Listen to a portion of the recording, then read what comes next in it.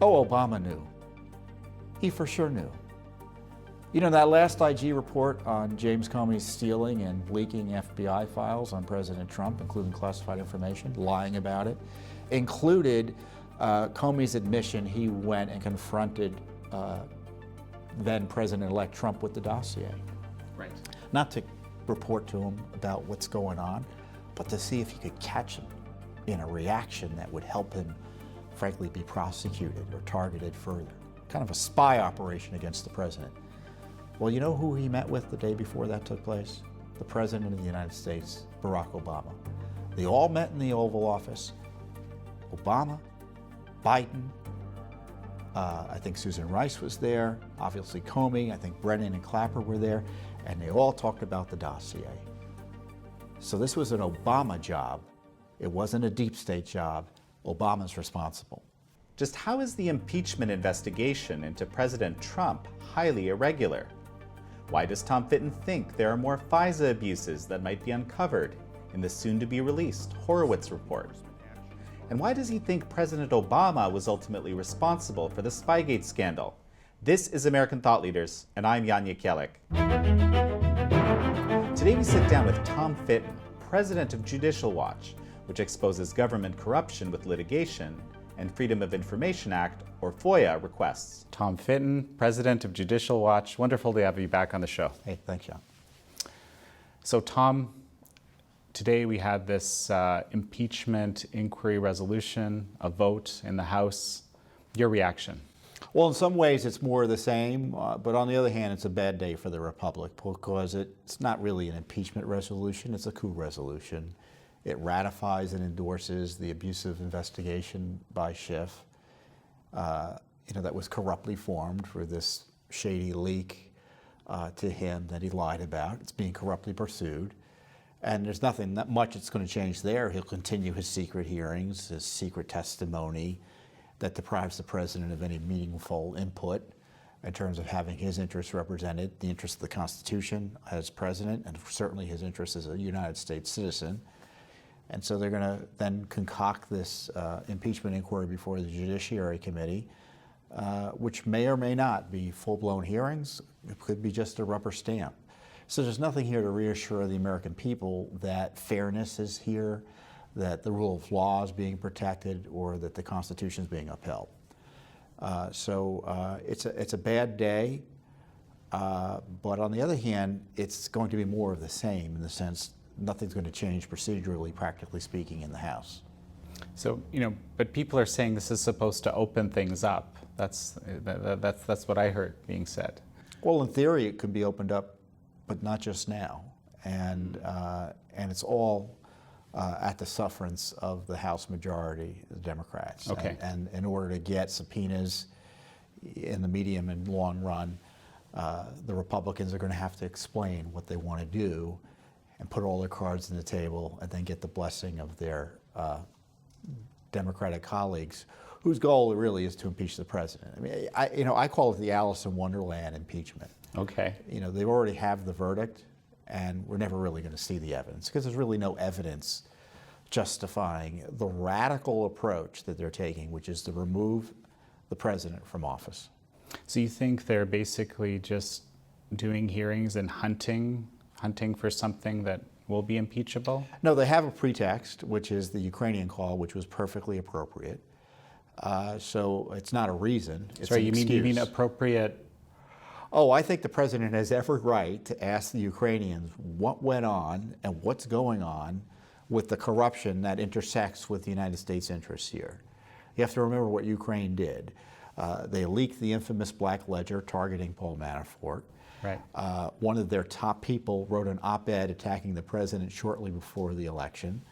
They were colluding with the Democrats to provide dirt on President Trump. And don't believe me, Politico acknowledges that the Ukrainians were worried. Hey, we put our thumb on the scales on this election. We hope Trump isn't still mad at us. And but it wasn't about President Trump per se as a politician. It's about why is this government involved in this corruption that saw the Obama administration collude with the Ukrainians, collude with the Russians through Hillary Clinton. Who knows who else was involved? The United Kingdom, the Italians, the Australians, the Germans. So you had all that massive collusion. And the president's going to be impeached for asking questions about it before he authorizes a massive sale to Ukraine. By the way, a sale that the Obama administration would never have authorized. This is a core attack on our Constitution. And we have politicians of one party hijacking this awesome power of impeachment for illicit purposes. And so, the Republic's under attack. Tom, maybe you can help us understand, how these rules work exactly. I understand that the House majority has every right to run impeachment whatever way they want based on the Constitution. That's what I've heard. I'd like you to kind of speak to that a little bit. But also, we've also heard that, House intelligence is involved, and what we've seen House intelligence is involved. That's very irregular, and also, it seems like under the current rules, the president isn't going to be allowed to have counsel with House intelligence, maybe with judiciary. It all gets very super complicated for the typical person who's watching the news or listening. Can you break this down for us a bit? Look, the House Democrats are throwing lateral passes to get down the football field to the goal of impeachment, and that includes using the House Intelligence Committee in a way it's never been used before, which is to conduct an impeachment investigation of the president. And this isn't even a traditional standing committee of the House. The Judiciary Committee, for instance, would be the committee that you would have do the investigation. Instead, they've got the Intelligence Committee that is a select committee, meaning it's not necessarily a permanent committee of the Right. House doing this. So it's extraordinary, and it's never been done before. And it's a further indication of the irregular nature of the impeachment effort. It's not normal. And when something's not normal, it's usually not constitutional, at least in the full sense of the word. Look, I acknowledge impeachment's part of the Constitution, but it doesn't overpower the rest of the Constitution. It doesn't take away the president's due process rights. It can't take away the president's due process rights. It can't be used to decimate the executive branch. It can't be used to take classified information and just throw it into the public domain without regard to national security. Can't be used to justify illegal communications potentially between perhaps the leaker and Adam Schiff, the head of the House Intelligence Committee. So there's all this misconduct that impeachment's trying to kind of just power through, because it's all about getting President Trump. And I don't necessarily think it's all about getting President Trump in the sense that that's their key, that's one of the key motivations here. I think it's about protecting themselves, because as long as we're talking about coups or impeachment, as they want to say, we're not talking about the startling revelation in the last few weeks that the Justice Department has concluded that there's evidence of criminal activity in the spy targeting of President Trump and previously, obviously, candidate Trump. So, of course, the Democrats want to talk about impeaching Trump because the Justice Department just figured out, there's potentially crimes here in this massive corruption scandal that we know as Spygate. I actually really want to explore this with you in just a second. In comparison to let's say the Clinton impeachment, right? Are you seeing a lot of differences? Well, the impeachment of Bill Clinton was based on a report, a voluminous report, grand jury testimony made public through the report, witness interviews, document reviews, documents that were gathered, that were sent under a lawful process by Kenneth Starr. There was an independent counsel law at the time that required sending the material over to the Congress. So they were working off of material gathered under due process of law. Okay. None of that is here. None of that is here. I mean, even the Nixon impeachment kind of was contingent in many ways on getting access to grand jury information. And here they're just doing these Star Chamber-like procedures and proceedings in which reportedly Republicans can't even ask key questions. Right, that's what we've heard. The president has no say. And it's just an abomination unto the Constitution, this whole process. And that's why I call it a coup. Any FOIA requests Judicial Watch has in around all these issues? Oh, sure. They're afraid to talk about their whistleblower. Of course, we've got FOIA requests out there about the whistleblower. The Democrats don't want to talk about their whistleblower because of the corruption involved in his communications with Adam Schiff. Right. And now there's evidence out there. I don't know if it's the guy everyone's talking about. I can't even remember his name now.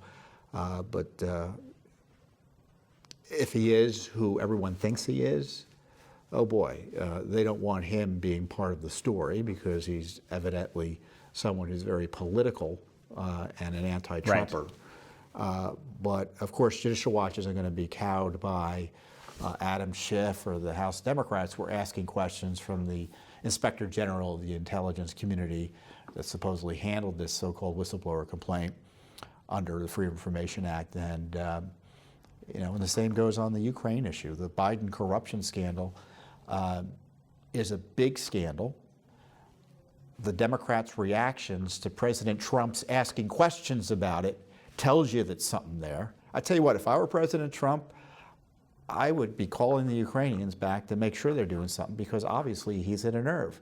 I'd be asking the Justice Department, you really need to be looking into this because look at what the House Democrats are doing. They're obviously very concerned.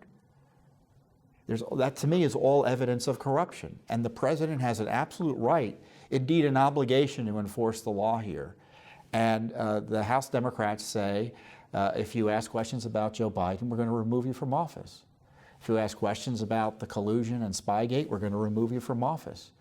Talk about Big Brother. Talk about George Orwell. This just turns our constitutional protections on their head. Tom, just before we jump to Spygate, because I really want to kind of dig into that a little bit. I have a question about the Clinton email case. That's basically ongoing. Also related. Yeah. No. All these things are related. And this judge recently suggested that Judicial Watch actually shake the tree a bit. I think was the exact quote.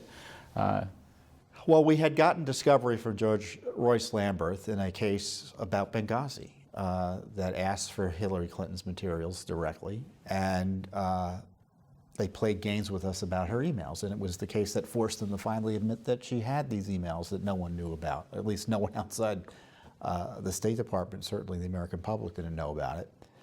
And the judge had granted us discovery. We're bringing in witnesses that are raising questions about the Obama White House's involvement in the cover-up.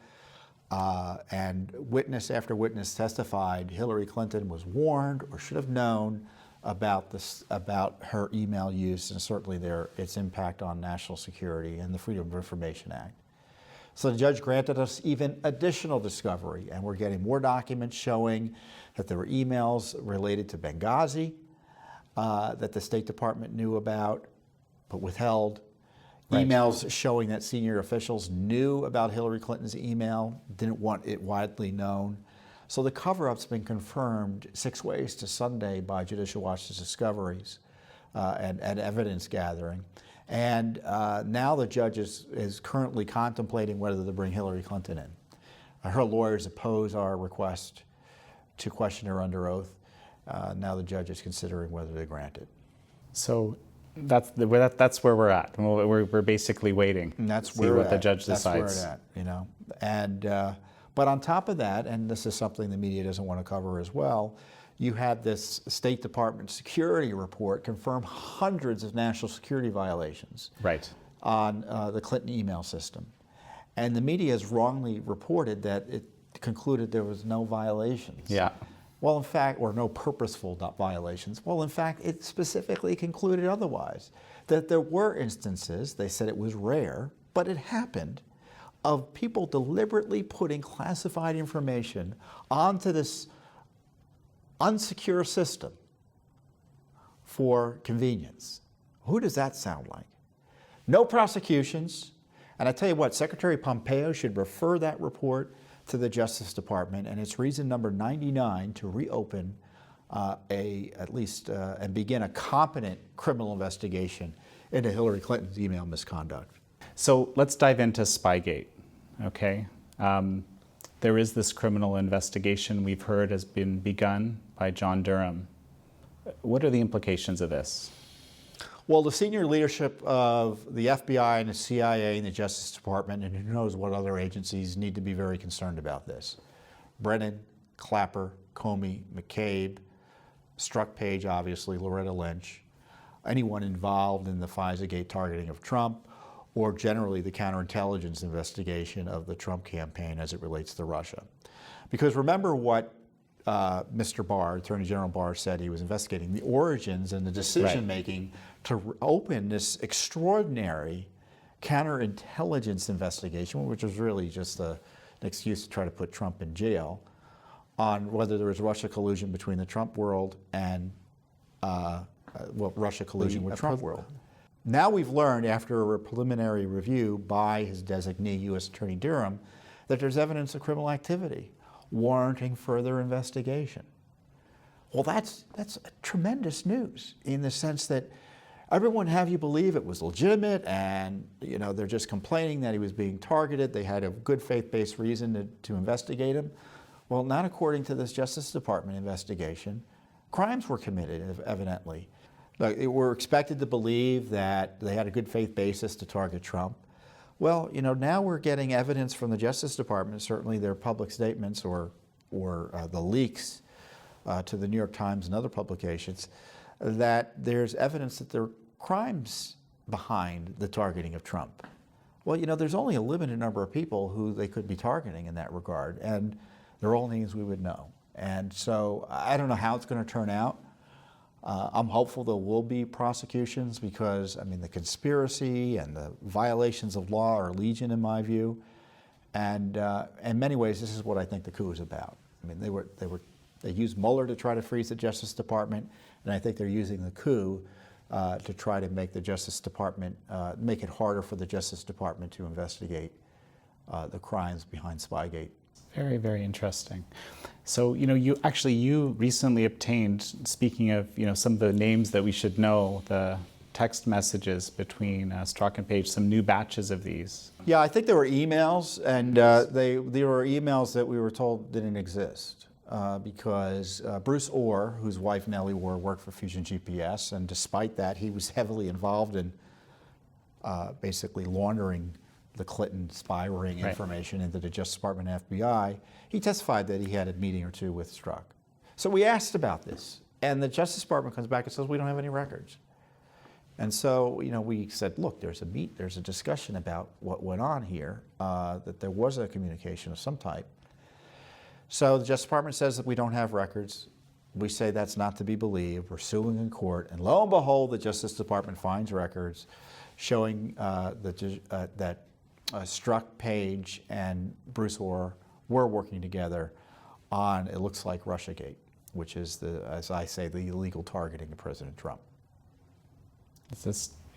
It's magic, Oh, we don't have the records. We sue. Oh, I guess we do have the records. It's also been reported that John Durham is very, quote unquote, very interested in Brennan and Clapper, these two officials. Well, this is my theory of the case. Okay. Whenever you hear the other side say that there was, quote, Russia intelligence sources saying that the Russians were working with the Trump campaign, you should discount that. And I think what they've concluded, and I suspect what the evidence will show, is that there was never really any intelligence justifying an investigation into Trump-Russia collusion. It was all material manufactured by the Obama FBI or CIA, people that they were running, either confidential informants or assets, and obviously the Clinton DNC Fusion GPS operation that was probably just recycling that material. I call it, you saw this in the FISA-gate warrants. So they say, here's our evidence, Your Honors, to justify this extraordinary spy operation targeting President Trump. Well, we've got the dossier. Oh, we've got a report about the dossier. Oh, we had a communication with the Senate about the dossier. Oh, it looks like the State Department was actually using the dossier too and creating a dossier based on the dossier. So that's 4 pieces of information. Well, that's like asking who are your sources and you telling me, myself, and I. And I call it the self-licking ice cream cone. They're kind of generating the dirt, using reports and reactions to that dirt and their investigation of that dirt to say, hey, look, there's something there. And it's just a circular investigative activity, but horribly corrupt. Do you think it's possible, given this interest in Clapper and Bannon and so forth, that this went all the way to the top? Oh, Obama knew. He for sure knew. That last IG report on James Comey's stealing and leaking FBI files on President Trump, including classified information, lying about it, included Comey's admission he went and confronted then President-elect Trump with the dossier. Right. Not to report to him about what's going on, but to see if he could catch him in a reaction that would help him, frankly, be prosecuted or targeted further. Kind of a spy operation against the president. Well, you know who he met with the day before that took place? The President of the United States, Barack Obama. They all met in the Oval Office. Obama, Biden, I think Susan Rice was there, obviously Comey, I think Brennan and Clapper were there, and they all talked about the dossier. So this was an Obama job. It wasn't a deep state job. Obama's responsible. What are the implications of this in your mind? I mean, this is. Well, I don't think Obama's going to be indicted, but I tell you what, if you're talking about impeaching presidents, that's the sort of thing you need to be considering. So rather than admit to the terrible scandal and misconduct and potential crimes of the prior administration, they're targeting the president who was the victim of those crimes. What a terrible day for justice. There's a lot of information out there now related to Spygate and so forth, and on my mind, I think on everybody's mind, because it was supposed to come out at the end of the month originally, is of course the Horowitz report. So he's concluded this investigation into the potential FISA abuse and so forth. It's being classified, as we speak. What are your expectations of the Horowitz report? Well, I think they're going to confirm what's already known in the public record, because remember what we already know, that the FISA-gate applications, the FISA applications were fraudulent, because we've got key portions of them already being released. We already know that the FBI had fired the key person behind the FISA warrant applications, Christopher Steele. He created the dossier. They didn't really tell the court the full nature of what he was up to and the full background on that. So all of that's kind of already out there. Mm-hmm. So I think they're going to conclude that the FISA court was defrauded. I think what's going to be interesting to know if there were other FISA warrants, because remember, the only FISA warrant the government's admitted to is the one against Carter Page. Right. Many people believe there's at least 4 or 5 FISA warrants out there, including against General Flynn. We asked for instance, the FISA warrant, if there was a FISA warrant on General Flynn, and the response from the agency was they couldn't confirm or deny it.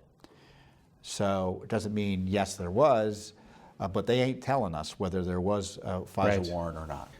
One of the things that... So I guess my point on this is we think we know the full scope of the FISA-gate corruption.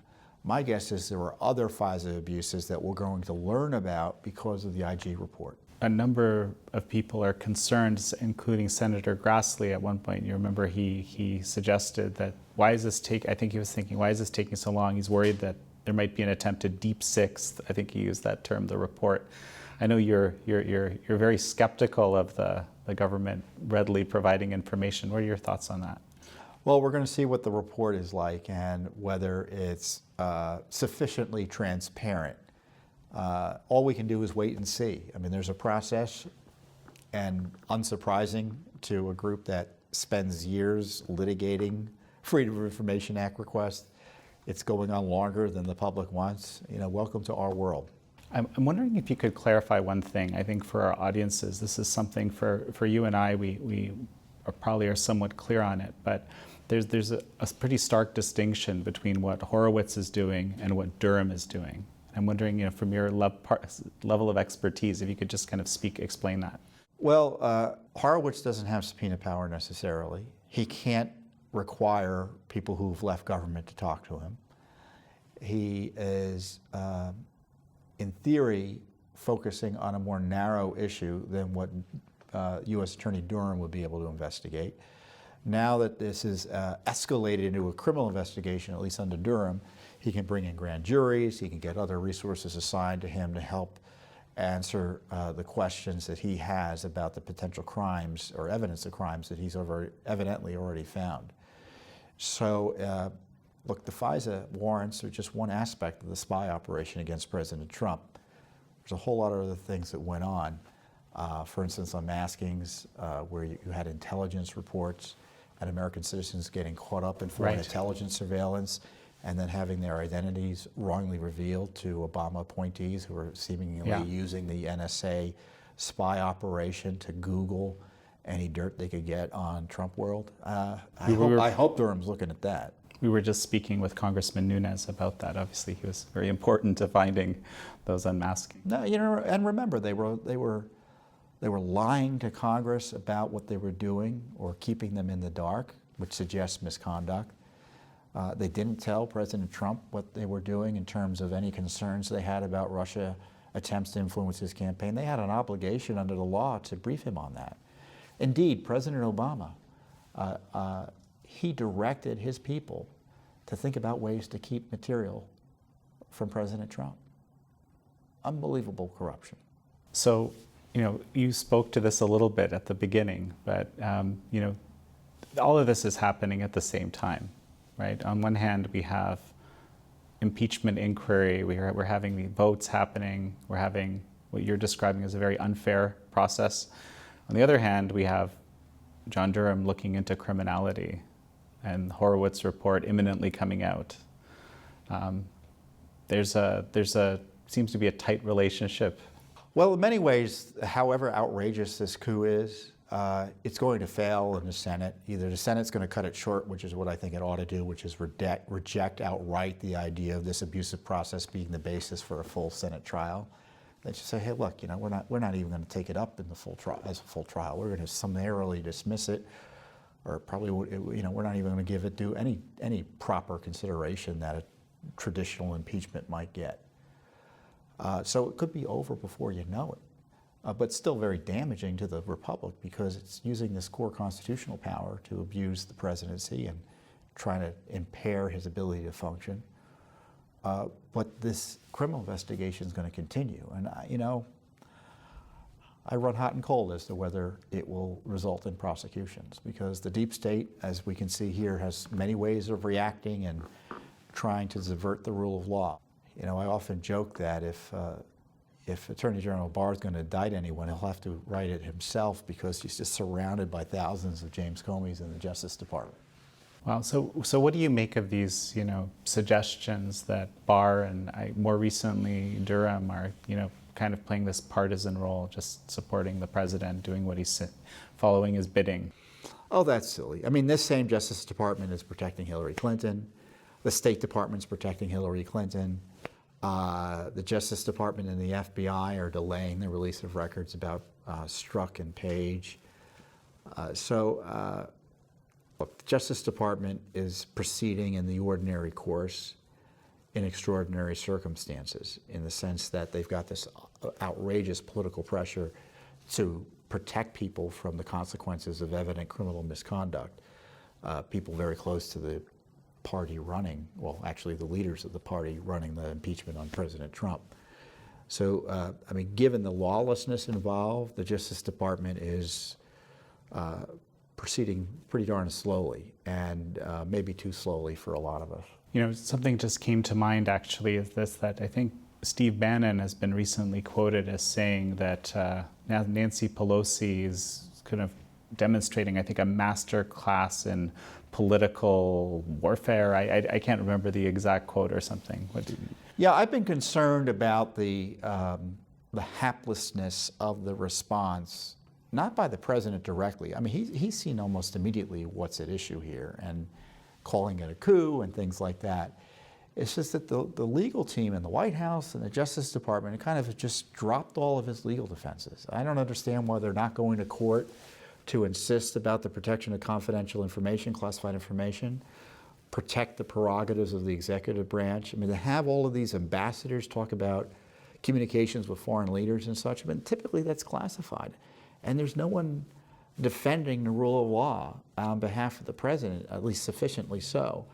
And, or they should be demanding due process in this process as well. And the only way you do that is by asking for the court to intervene. I mean, just because it's impeachment doesn't mean you throw your rights get torn apart. Your other constitutional rights get torn apart. But as you're describing, you know, if this isn't actually going to go anywhere past the Senate, if you're right, then what consequence is all this stuff that's happening in the House? Well, they're abusing this constitutional power to to protect their political allies from criminal prosecution. In my view, it's a massive obstruction of justice operation. Okay. And then you got the political side of it, where they're hoping tarring the president with impeachment would make it harder for him to be reelected. And you know, impeachment is whatever the House votes it out to be. You know, if they get the majority, they can impeach you for, you know, a jaywalking. But obviously, that would be abuse of the power, and we're seeing that here. The president did nothing wrong. In fact, he did everything right with Ukraine, because he was asking questions of Ukraine that the deep state was horrified to ask. And now they're using that as an excuse to try to destroy him. And I think